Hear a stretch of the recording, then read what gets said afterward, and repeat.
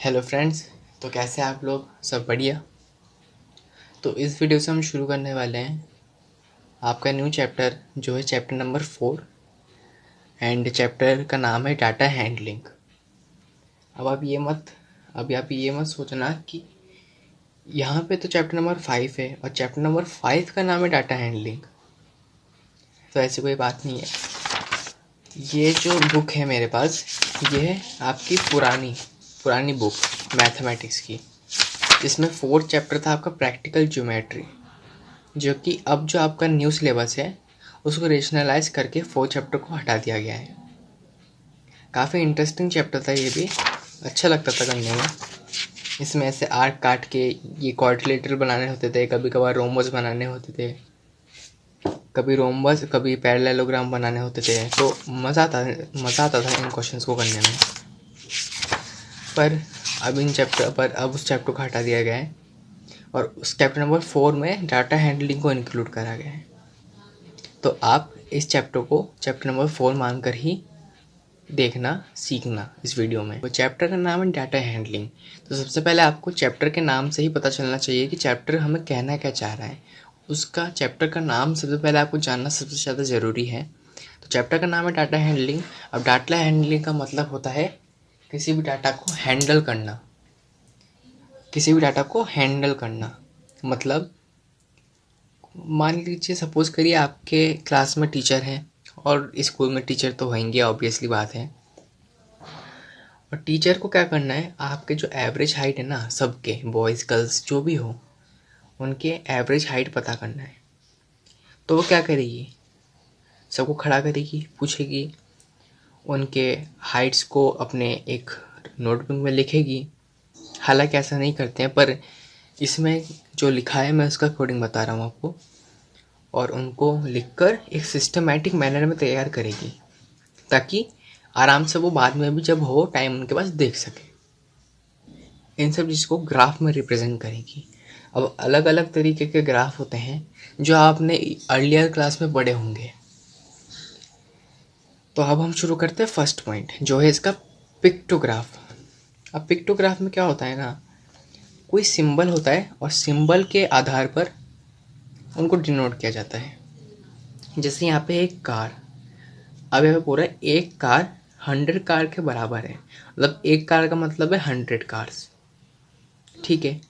तो अब जुलाई के महीने में, ये मंथ है, जुलाई के महीने में मैं देख रहा हूँ 1, 2 एंड हाफ, मतलब 2, मतलब 200 तो पूरे पूरे हैं, क्योंकि एक कार है 100 के बराबर, मतलब 100 प्लस 100 200, और ये हाफ जुड़ेगा तो कितना होगा, 250। अब अगस्त के मंथ में देखता हूँ मैं 1, 2, 3, ये 3 पूरे हैं तो 300 होंगे। सितंबर के महीने में 1, 2, 3, 4 कार्स है, तो 4 कार्स के बराबर होंगे 400 के। यहाँ पे आप लिख देना 400 के।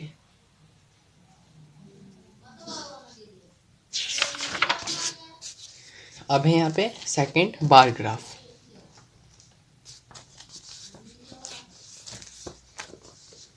अब बार ग्राफ में क्या होता है, अगर आपको कोई भी इंडिविजुअल चीज़ शो करनी है, अलग अलग दिखाना है आपको बार ग्राफ के अंदर, तो हम उसे कहते हैं बार ग्राफ।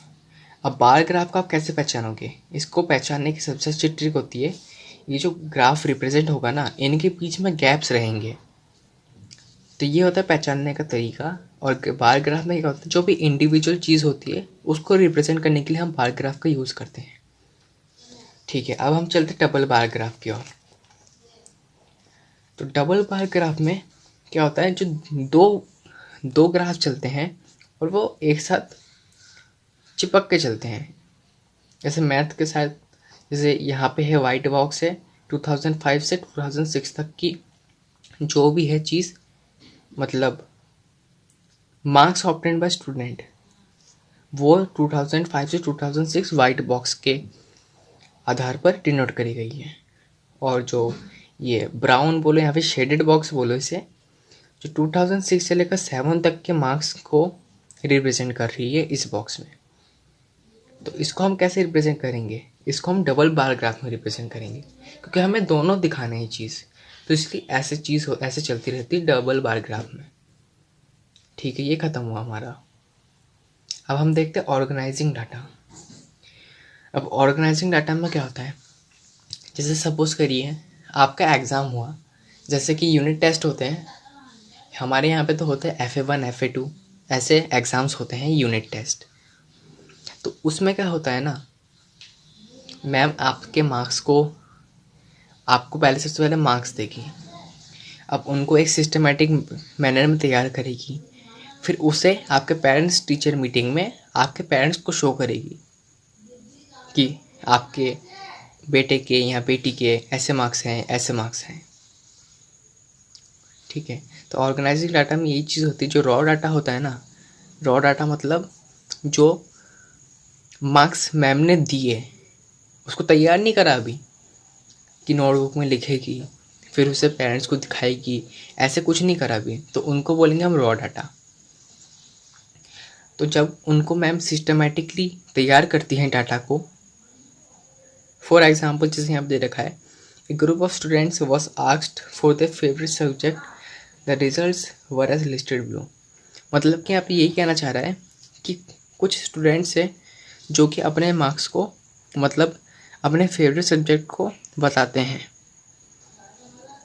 और उनके रिज़ल्ट यहाँ पे दे रखे हैं। तो इसको हमें पढ़ना नहीं है, बस आप ये ध्यान रखना कि रॉ डाटा मतलब जो भी टीचर ने, या फिर टीचर का एग्जाम्पल लो कि आपको मार्क्स दिया और उसको उसको हम बोलेंगे रॉ डाटा। जब उसको सिस्टमेटिक मैनर तैयार करेगी तो हम उसको बोलेंगे ऑर्गेनाइजिंग डाटा, ऑर्गेनाइज करा हुआ है वो डाटा। ठीक है, अब इसको समझने के लिए हम जैसे यूज़ करते हैं फ्रीक्वेंसी डिस्ट्रीब्यूशन टेबल। अब उसके लिए क्या करते हैं, जैसे 8 सब्जेक्ट है 8 और नंबर ऑफ स्टूडेंट कितने हैं उसके 7, उसके टैली मार्क्स से भी रिप्रेजेंट करते हैं बीच में 1 2 3 4, और ये जो 5 वाला होता है ना, 5 वाला, उसका ऐसे हम टेढ़ा शो करते हैं, और ये 6 7 7। मैथमेटिक्स में भी ऐसे होगा, साइंस में भी ऐसे होगा, एंड इंग्लिश में भी ऐसे होगा। इसको हम बोलते हैं फ्रीक्वेंसी डिस्ट्रीब्यूशन टेबल, ये लिखा हुआ है यहाँ पे। अब हम बात करते हैं ग्रुपिंग डाटा की। ग्रुपिंग डाटा मतलब होता है हिस्टोग्राफ। अब हिस्टोग्राफ मतलब जैसे यहाँ पे हम दे रखा है 21 10 30 22 33 5 37।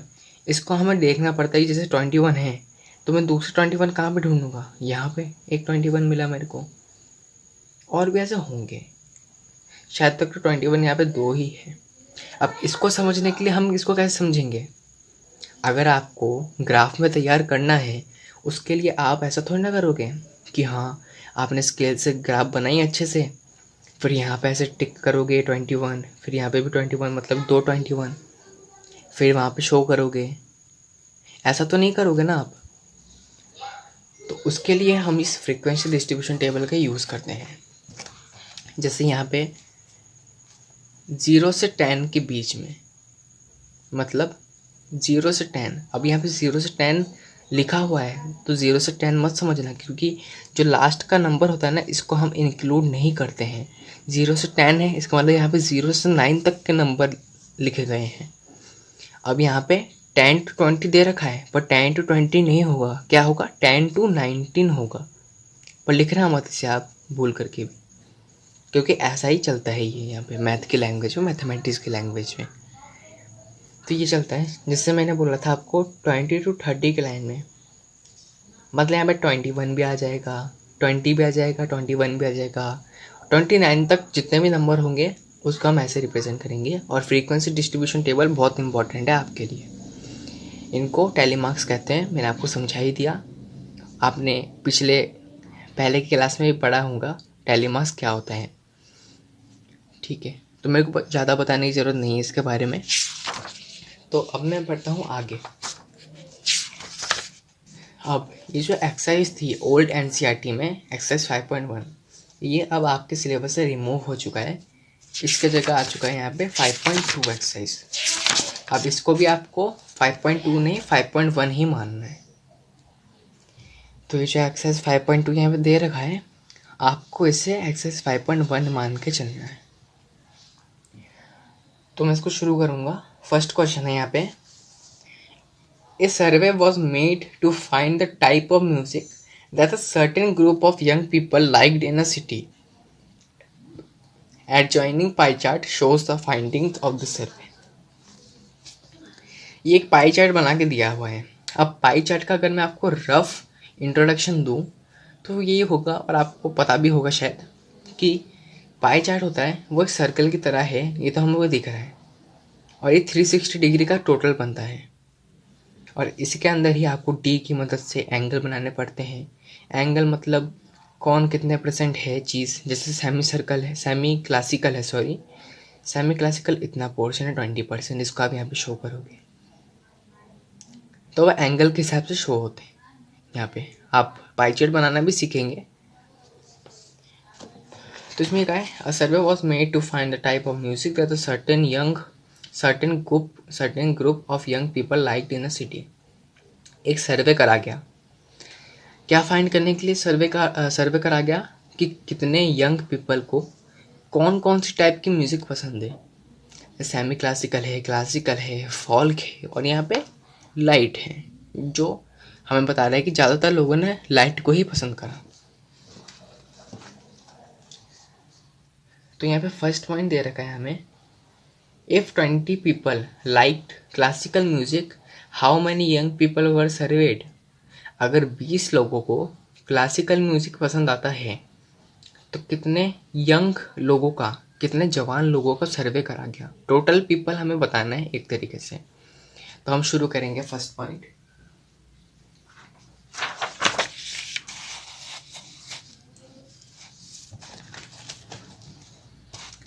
तो इसके लिए मैं यहाँ पे लिखूंगा, ये फर्स्ट क्वेश्चन है, और फर्स्ट का मैं फर्स्ट पॉइंट करूँगा. तो यहाँ पे है, if 20 people like classical music how many young people were served. अब सबसे पहले जो गिवन है देखो, क्लासिकल म्यूजिक हमें बताया है, क्लासिकल म्यूजिक की परसेंट कितनी दे रखी है हमें, 10%. तो इसको हम पहले यहाँ पे लिखेंगे 10.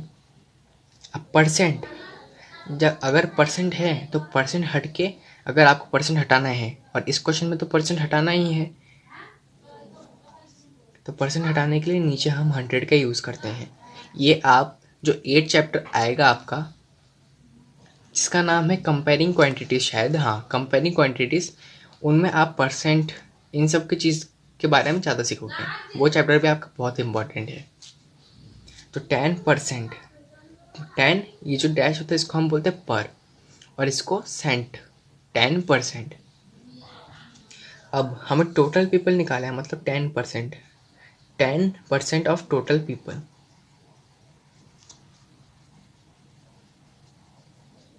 टोटल पीपल हमें कितने दे रहे हैं यहाँ पे, 20. तो एक इक्वेशन बन गई. अब इसको हम सॉल्व करेंगे तो कैसे होगा, टोटल पीपल को हम रखेंगे यहीं पे,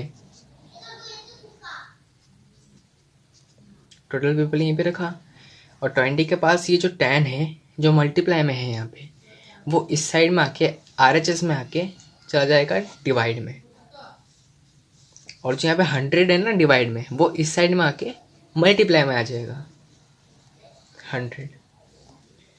तो यहाँ पे 0 से 0 कटा, और 20 × 10 करेंगे तो यहाँ पे आएगी हमारे पास 200. तो टोटल पीपल है 200 इन सब में. ये हमारा फर्स्ट पॉइंट यहाँ पे क्लियर होता है. अब सेकंड पॉइंट हम करेंगे, तो वो कह रहा है, which type of music is liked by the maximum number of people. कौन सा music maximum number of people को पसंद आया. तो यहाँ पे परसेंटेज के अकॉर्डिंग हमें बतानी है हमें कि कितने लोगों को कौन सा म्यूजिक सबसे ज़्यादा पसंद आया, अधिक पसंद आया. तो मैं यहाँ पे देख रहा हूँ लाइट म्यूजिक जो है सबसे ज़्यादा लोग इसे ही पसंद कर रहे हैं, लाइट म्यूजिक को. तो हम यहाँ पे सीधा लिखेंगे लाइट म्यूजिक.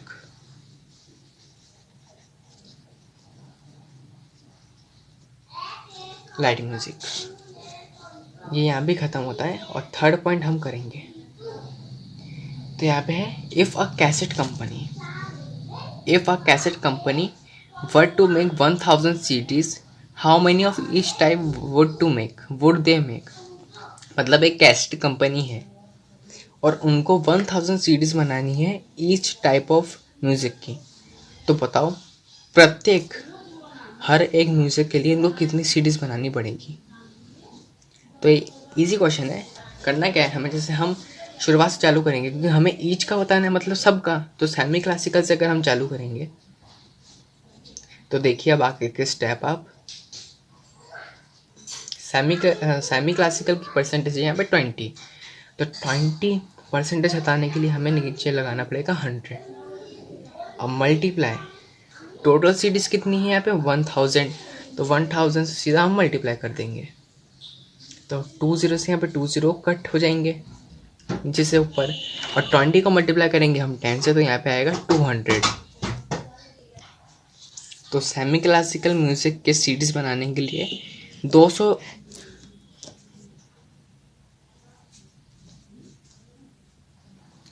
सीडी बनानी पड़ेगी हमें सेमी क्लासिकल की। अब उसके बाद हम बात करते हैं क्लासिकल की।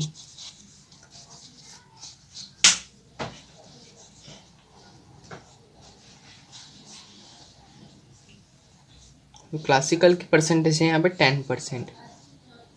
मल्टीप्लाई करेंगे हम 1000 से, तो 20 से 20 कट, और 10 मल्टीप्लाई 10 हो गया 100। तो 100 सीडी। अब हम बात करते हैं यहाँ पे, अब क्लासिकल की बात हुई है यहाँ पे, अब हम बात करेंगे फॉल्क म्यूजिक की। तो फॉल के लिए यहाँ पे 30% दे रखा है। यहाँ पे मल्टीप्लाई करना है हमें इसको 1000 से, क्योंकि टोटल सीडी तो 1000 है ना। इसको आप एक तरीके से टोटल सीडी मानो। तो 20 से 20 कट, और 30 मल्टीप्लाई 10 हो जाएगा 300। तो यहाँ पे 3 म्यूजिक के तो हमने निकाल लिया कितने कैसेट बनानी पड़ेगी। अब लाइट की बात करते हैं। लाइट की परसेंटेज दे रखी है हमें यहाँ पे 40%। मल्टीप्लाई करेंगे हम 1000 से, 20 से 20 कट, 40 मल्टीप्लाई 10 आ गया 400। तो लाइट की हम सबसे ज़्यादा बनानी पड़ेगी 400। तो ये आपका क्वेश्चन नंबर 1 कंप्लीट हुआ, और इंट्रोडक्शन भी मैंने दिया है चैप्टर 5 का डाटा हैंडलिंग का, चैप्टर 4 का डाटा हैंडलिंग का। और ये 4.2 एक्सरसाइज आपके में है। 5.2 को अवॉइड करिएगा, और यहाँ पे चैप्टर नंबर 5 की जगह आप चैप्टर नंबर 4 मानिएगा। यहाँ पे लिख ही देता हूँ।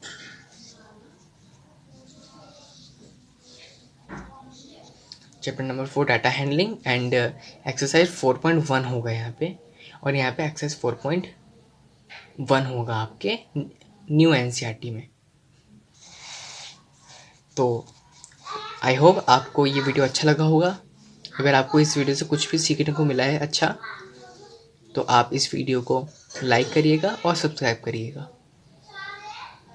तो मिलते हैं हम आपके साथ नेक्स्ट वीडियो में, तब तक के लिए गुड बाय।